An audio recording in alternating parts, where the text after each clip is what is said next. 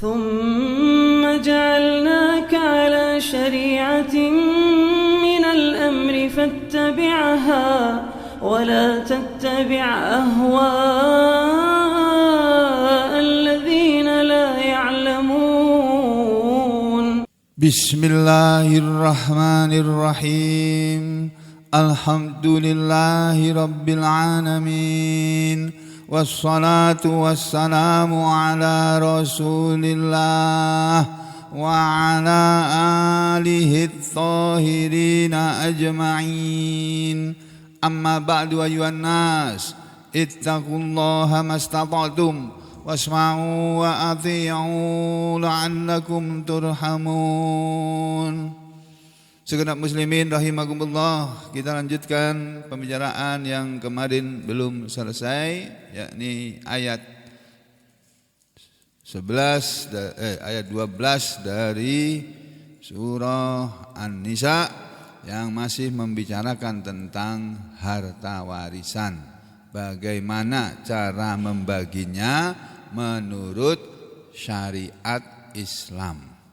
Allah Subhanahu wa taala berfirman, A'udzu billahi minasy syaithanir rajim.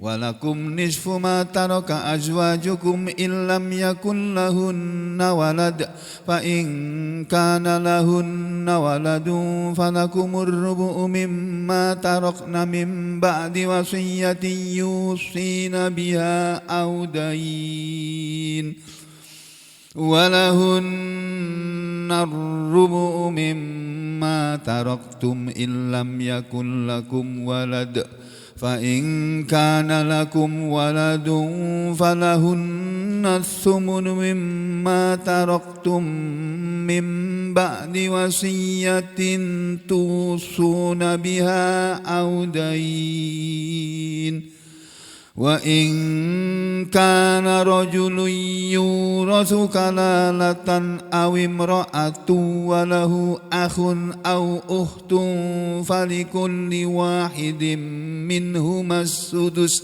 فإن كانوا أكثر من ذلك فهم شركاء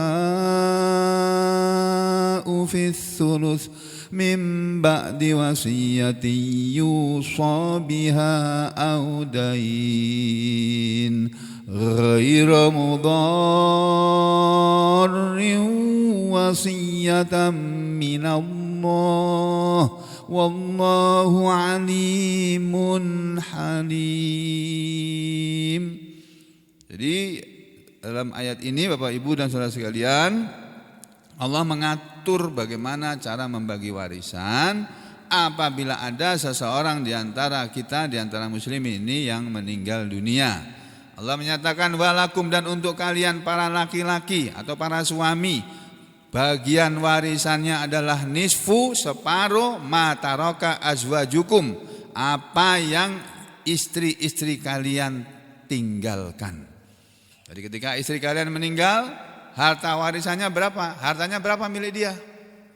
Nah ini kalau dicampur nggak bisa. Makanya dalam Islam tidak mengenal gono gini, itu bukan ajaran Islam, itu ajaran adat istiadat Jawa. Nggak berlaku dalam syariat Islam gono gini. Jadi yang ada dalam syariat Islam adalah walaupun dalam satu perkawinan seorang laki dan seorang wanita sudah menjadi satu keluarga, sangat dekat ya hubungannya, itu harta tetap harus diperhitungkan. Harus tahu harta suami yang mana, harta istri yang mana. Bikin rumahnya ini dulu dibikin pakai uang suami berapa, uang istri berapa, itu harus ada. Kalau enggak ada, nanti begitu meninggal dunia salah satunya bingung membagi. Ini rumah warisan siapa? Warisan orang berdua, nah itu yang susah. Makanya harus ada perhitungan. Itu Islam itu sampai sebegitu-gitunya ya, mengajarkan kepada kita. Makanya dalam rumah tangga itu suami yang mencari nafkah, istri itu diam di rumah. Itu yang bagus. Walaupun Islam juga tidak melarang istri kerja, tidak ada larangannya juga. Tapi yang wajib mencari nafkah itu lakian, suami. Binian itu di rumah, mendidik anak-anaknya, ngurusi anak-anaknya dengan baik, ngajarin mereka tata krama, adab, akhlak, ngajarin mereka ngaji, ngajarin mereka sholat, ngajarin mereka segala macam yang bisa diajarkan oleh seorang ibu.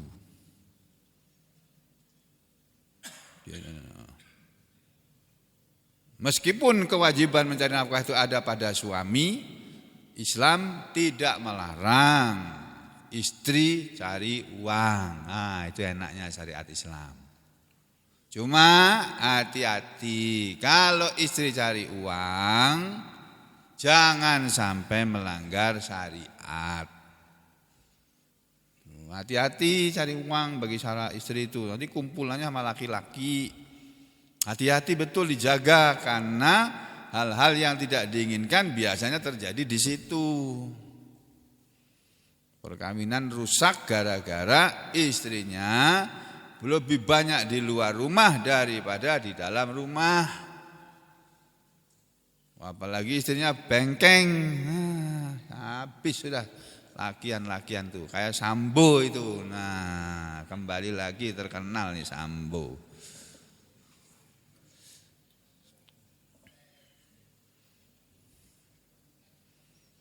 Jadi Bapak Ibu dan saudara sekalian, Allah sudah mengatur seperti ini. Ya, suami dapat separuh dari peninggalan istrinya. Separuh aja, istrinya kaya raya, suami udah jatahnya separuh. Begitu istri mati, meninggal, dihitung kekayaannya. Dari orang tuanya ada warisan apa enggak? Ada, tanah di mana? Di sana. Hitung itu. Itu warisan itu. Untuk siapa? Kalau punya anak, si istri tadi yang meninggal ini, yang dapat warisan adalah suami dan anak saja. Udah selesai. Kakak, saudara, adik, para segala enggak dapat. Bapak, ibu enggak dapat. Cucu enggak dapat. Kalau ada anak laki dan perempuan. Jadi kalau cuma ada anak perempuan saja, masih ada yang lari ke tempat lain. Tapi kalau sudah ada anak laki ini yang menghijab semuanya. Bapak, ibu atau kakek nenek enggak dapat, cucu enggak dapat. Tapi kalau cuma punya anak perempuan, ini bisa lari ke tempat lain. Ya, jadi sini dulu. Terus ini kan Allah bilang, dan untuk kalian laki-laki dapat bagian separuh dari peninggalan istri-istri kalian, illam yakullahunna walad, jika tidak ada bagi mereka para istri yang meninggal dunia tadi waladun, anak. Jadi kalau istri tidak punya anak, harta warisannya yang jatuh kepada suami cuma separuh. Kalau si istri tidak punya anak, nanti yang separuhnya kemana? Nanti ada pembahasannya lagi. Jangan sekarang, ruwet mumet. Nanti dulu.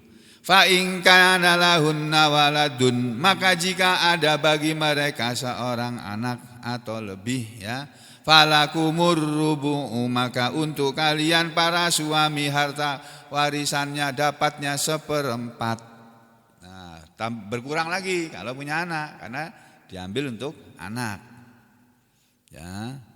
Terus mimma tarokna, 1/4 dari apa yang mereka tinggalkan, itu dilaksanakan pembagiannya mimba diwasiatin, sesudah menunaikan wasiat, yang yusina mereka para istri berwasiat biha dengannya, dengan wasiat itu. Kalau sebelum mati istri bilang, Bang, Mas, Pak, nanti kalau aku meninggal tolong ya bagian hartaku yang sana kasihkan ke masjid, kasihkan ke pondok pesantren, kasihkan kepada si fulan, si anu. Bayarkan dulu wasiatnya, dikurang untuk bayar wasiat. Terus audain atau hutang.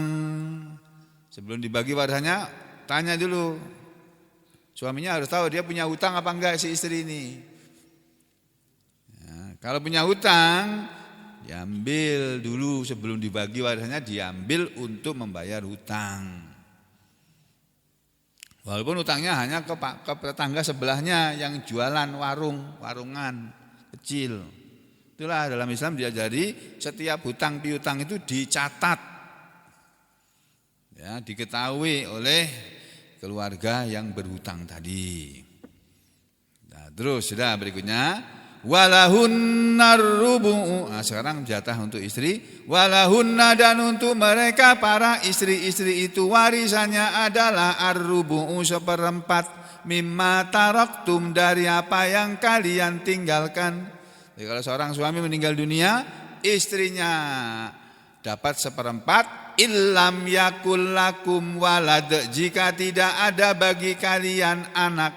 Seorang suami meninggal dunia enggak punya anak, ya, istrinya dapat seperempat dari harta kayanya. Begitu suaminya meninggal dunia, hartanya sudah diketahui totalnya, tabungannya semua dilihat, tanah-tanah yang punya, misalnya mobil atau rumah atau apa, dilihat di total semuanya. Berapa harga rumah itu dikira-kira, berapa harga mobilnya, berapa harga kebunnya, tanahnya itu. Kira-kira saja perkiraan yang ada pada saat itu. Kalau dalam ilmu pajak NJOP. Ya. Nah, itu. Tapi itu NJOP itu bukan hukum Islam, itu hukum jahiliyah, itu jangan dipakai dalam pembagian warisan. Ini cuma ambil contoh saja. Kira-kira berapa? Di total semua 1 miliar. Tapi tidak dalam bentuk uang, dalam bentuk nilai nominal 1 miliar. Istrinya, kalau si laki tadi dia tidak punya anak, istri cuma dapat 250 juta. Yang 750 juta kemana? Ya ke yang lain itu. Makanya jadi suami, selain juga harus memikirkan anak-anaknya, pikirkan dirinya sendiri. Kamu nanti di akhirat punya apa kamu kalau kamu nggak pernah sedekah, nggak pernah sedekah, nggak pernah infak? Harta kamu akan jadi milik orang lain. Kamu nggak dapat apa-apa. Di akhirat kamu miskin. Makanya Nabi mengatakan al-aghniya'u humul aqalluna yaumal qiyamah. Al-aghniya, orang-orang kaya-kaya itu humul aqallun. Mereka lah orang-orang yang miskin, sedikit hartanya yaumal qiyamah, di hari kiamat. Karena kebanyakan orang kaya enggak mau sedekah. Hanya orang kaya yang beriman saja yang mau sedekah. Orang kaya yang enggak beriman enggak akan mau sedekah, Pak. Ditumpuk-tumpuk di bunker kayak kemarin tuh ditemukan 900 berapa? Miliar. Mula-mula diingkari oleh Kadif Humas Polri, belakangan baru diakui ya. Diakui. Dari mana itu uang itu? Enggak masuk ke bank, enggak ada. PPATK enggak tahu itu. Dana itu untuk apa dan dari mana, itu yang harus dibongkar kalau memang mau baik. Keburukan itu harus dibongkar supaya orang tidak buruk lagi. Bukan untuk mempermalukan orang, bukan. Dah, kita teruskan di sini ya. Istri tadi cuma dapat seperempat mimma taraktum, dari apa yang mereka tinggalkan. Illam yakul lakum walad, jika tidak ada bagi kalian anak. Fa in kana lakum waladun, maka jika ada bagi kalian seorang anak, jika suami punya anak, falahunna, maka untuk mereka para istri-istri tadi hanyalah as-sumunu, 1/8. Jadi kalau istrinya 4 ya 1 miliar tadi peninggalan suami tadi, jadi 1/8-nya saja. Apa? 125 juta ya? Ya benar. 125 ya 125 juta dibagi 4 orang istri. Kapok orang istrinya. Kalau istrinya 1 kan lari ke dia semuanya. Kalau istrinya 4 dibagi 4. 125 juta bagi 4. Yang 7/8 kemana? Ya ke orang lain yang bukan istrinya, bukan anaknya. Rugi sampean kalau kaya raya tapi nggak mau sedekah. Dimakan orang lain yang tidak ikut susah payah. Kalau kita memelihara anak angkat sepupu kita atau keponakan kita, masih mendingan itu. Keponakan kan kedudukannya seperti anak, walaupun tidak sama. Ya, mendingan jatuh ke keponakan atau jatuh ke kakak, jatuh ke adik masih mendingan. Nah, kalau jatuh ke yang jauh lagi, rugi.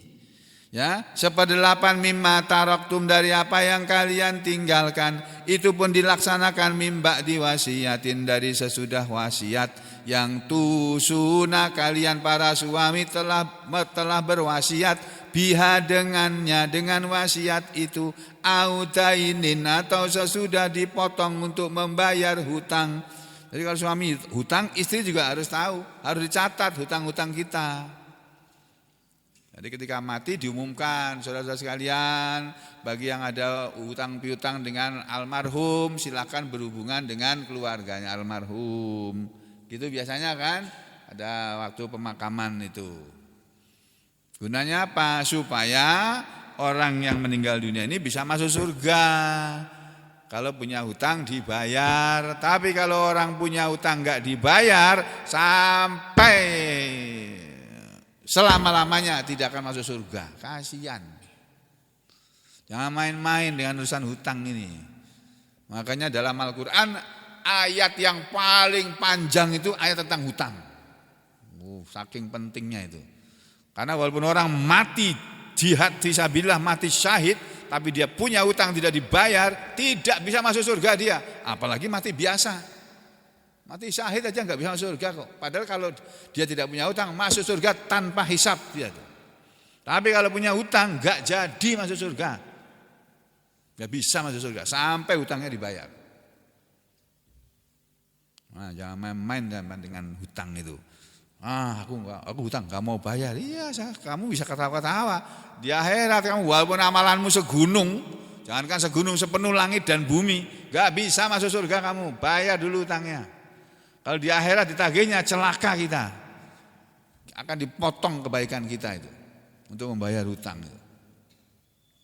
Kalau sampai akhirnya dipotong pahala kita habis nol atau minus, udah itu tanda-tanda selama-lamanya di neraka itu. Ya sudah. Wa in kana rajulun yurasu kalalah, dan jika ada seseorang laki-laki yang yurasu diwariskan hartanya kalalatan kepada kalalah. Ya, kalau ada orang meninggal dunia, pewarisnya itu enggak ada. Karena dia yang meninggal dunia ini dia orang yang sebatang kara, bapak ibu enggak punya, istri enggak punya, suami enggak punya, kalau perempuan ya, kalau laki enggak punya istri. Anak juga enggak punya, apalagi cucu. Anak aja enggak punya. Bapak ibu dia memang sudah menikah sama istrinya yang sudah meninggal, enggak punya anak dia. Bapak ibunya sudah meninggal dunia jauh. Saudara pun enggak punya misalnya. Batang kara. Siapa yang mewarisi? Ini ya.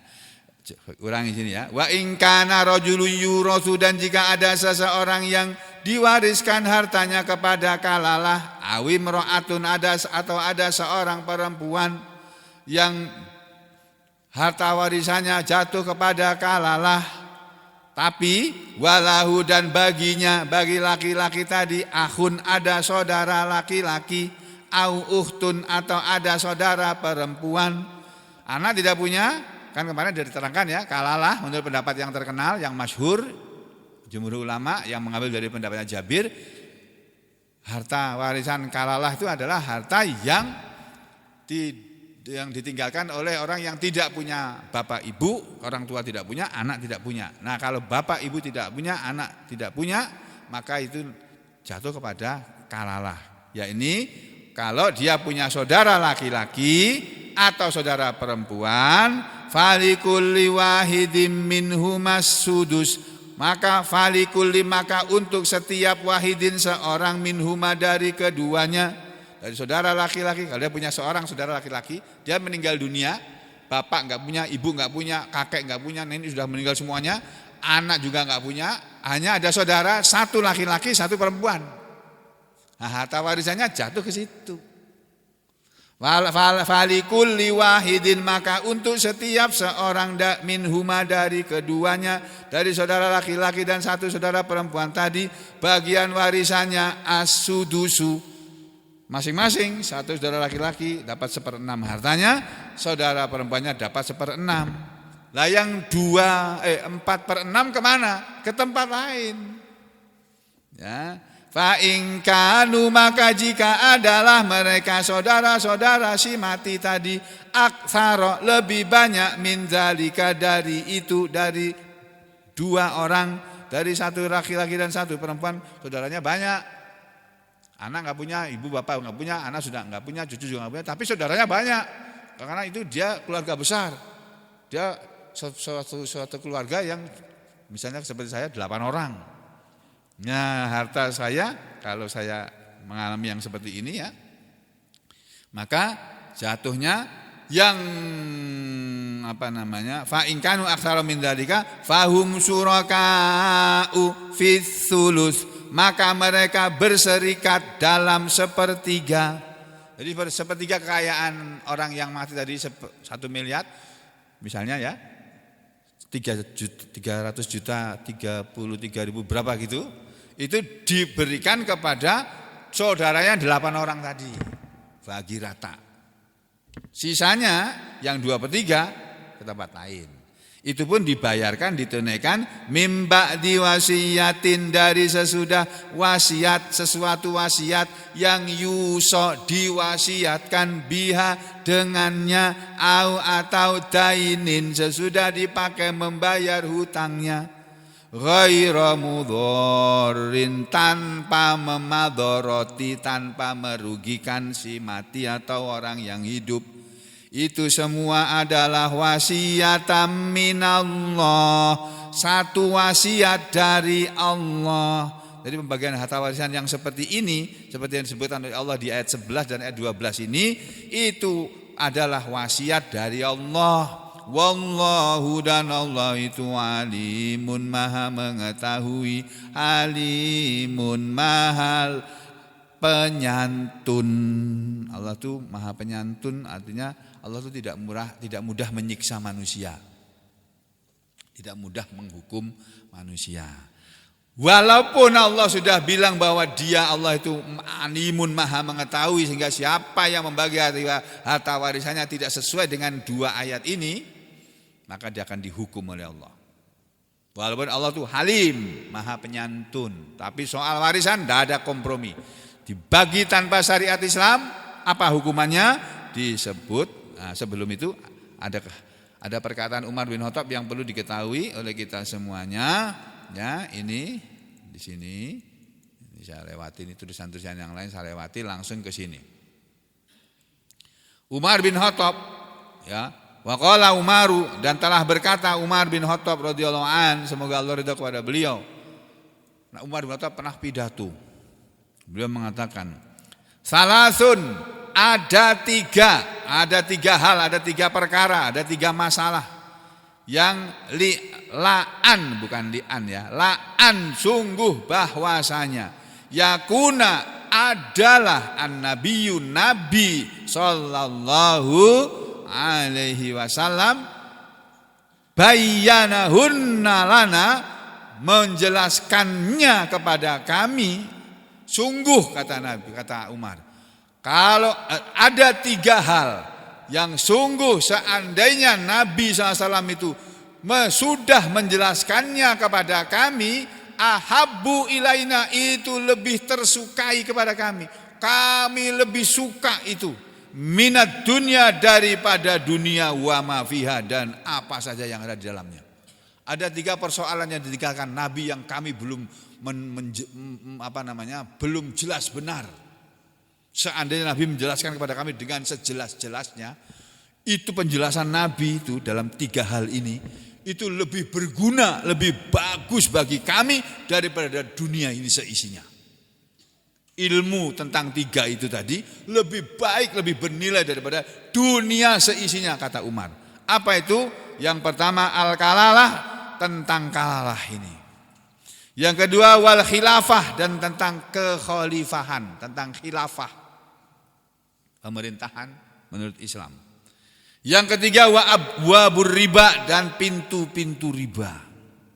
Jadi ada 3 hal yang oleh Umar bin Khattab tidak diketahui dengan pasti sampai meninggalnya Umar bin Khattab, dan sampai hari ini 3 masalah ini.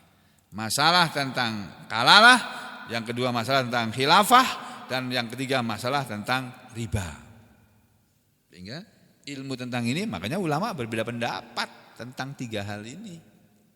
Kenapa? Karena tidak ada penjelasan yang jelas sejelas-jelasnya dari Nabi langsung kepada para sahabat, termasuk Umar bin Khattab radhiyallahu anhu. Dah nanti kita sambung lagi. Apa ancaman bagi mereka yang sudah membaca dan tahu bahwasanya, ya sudah tahu, walaupun belum baca tapi sudah tahu, karena Al-Quran ini begitu sudah diturunkan ini berlaku sudah. Orang tahu atau tidak tahu akan kena hukuman ini, akan kena peraturan ini atau akibat dari peraturan ini. Sama seperti undang-undang itu loh Pak, Undang-Undang Dasar 45 atau undang-undang yang ada yang berlaku di Negara Kesatuan Republik Indonesia ini, atau peraturan pemerintah, atau peraturan presiden, atau instruksi presiden, atau apalagi itu perpu, peraturan pengganti undang-undang yang membuat hanya presiden, atau SK surat keputusan menteri, ya, atau peraturan menteri, atau peraturan daerah. Begitu sudah disahkan dan diberlakukan, dicatat di lembaran negara, itu sudah berlaku undang-undang apapun itu. Kalau sudah ditulis di lembaran negara, orang tahu atau tidak tahu, pokoknya kalau melanggar undang-undang itu dihukum. Begitu juga saudara sekalian, ayat-ayat Al-Quran ini semuanya berlaku dan akan diberlakukan oleh Allah pelaksanaannya di hari kiamat nanti. Di dunia ini sudah diberlakukan. Siapa yang melanggar ayat Al-Quran ini akan dihukum oleh Allah berdasarkan ayat Al-Quran di hari kiamat nanti. Akan diadili kita di hari kiamat, dan sebagai patokan untuk mengadili manusia bersalah atau tidak bersalah, masuk surga atau masuk neraka, Al-Quran ini saudara, bukan yang lainnya. Jadi undang-undang Dasar 45 enggak laku di akhirat sana Pak. Undang-undang apa saja di negara ini tidak berlaku di akhirat sana nanti. Di Indonesia berlaku, di dunia berlaku. Undang-undang Dasar 45 di Amerika aja enggak berlaku kok. Ya, di Indonesia aja berlaku. Undang-undang yang di bawahnya Undang-Undang 45 ini di Indonesia berlaku, di Singapura aja enggak berlaku. Ya, itu. Ini yang saudara semua harus tahu. Siapa yang melanggar ayat-ayat Al-Quran tentang warisan ini, Allah bilang apa? Ini ayatnya. A'udzu billahi minasyaitonir rajim. Tilka hududullah wa man yuti'illaha wa rasulahu yudkhilhu jannatin tajri min tahtihal anhar khalidina fiha wa dzalikal fawzul azim.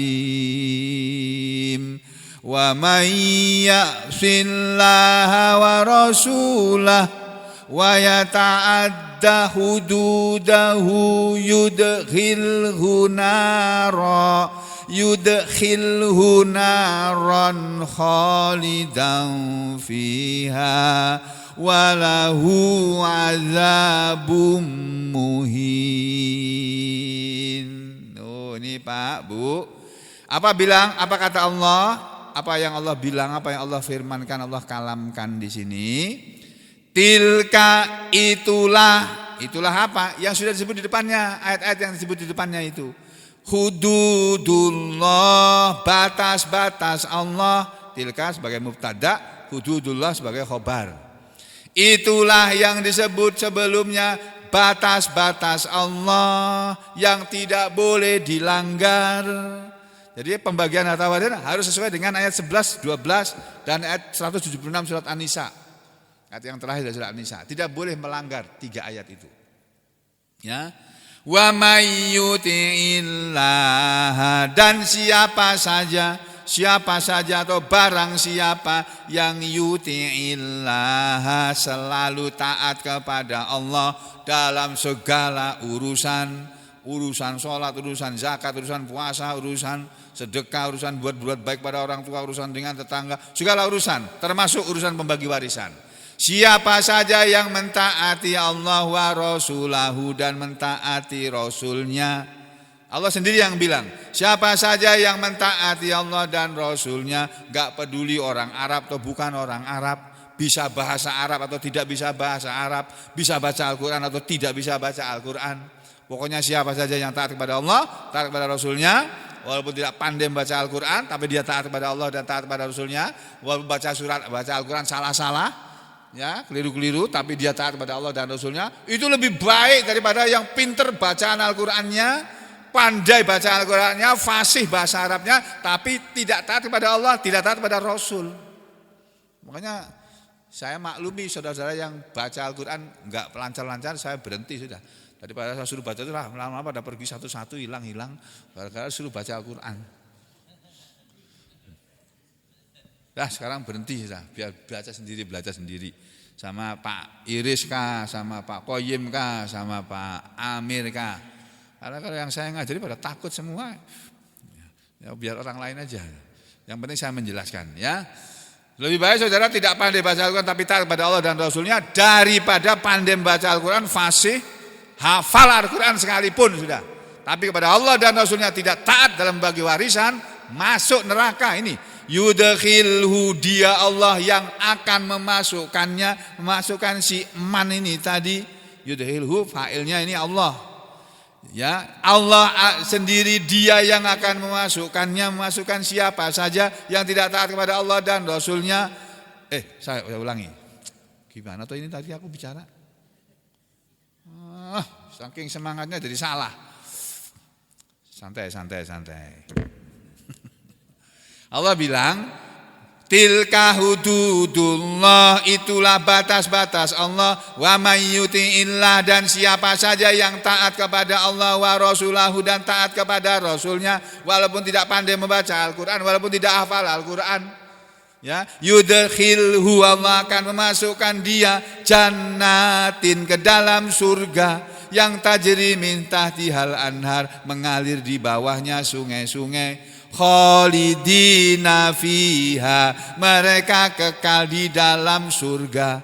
Wa dzalika, dan itulah masuk di dalam surga dan kekal di dalam surga adalah al-fauzul azim, kemenangan yang besar. Sebaliknya, wa may ya'sillaha, dan barang siapa mendurhakai Allah atau maksiat kepada Allah, wa rasulahu, dan maksiat kepada Rasulnya, jadi tidak taat dalam membagi warisan, baik yang dari Allah dan dari Rasulnya, wa yata'adda, dan menerjang, ya, menerjang hududahu, batas-batas Allah, yudkhilhu, Allah sendiri yang akan memasukkan dia naron, ke neraka, khalidan, dia kekal, fiha, di dalam neraka, walahu, dan bagi dia, untuk dia, azabun, azab, muhinun, yang menghinakan. Hukuman di dunia aja memalukan, menghinakan, apalagi hukuman di akhirat, memalukan sekali.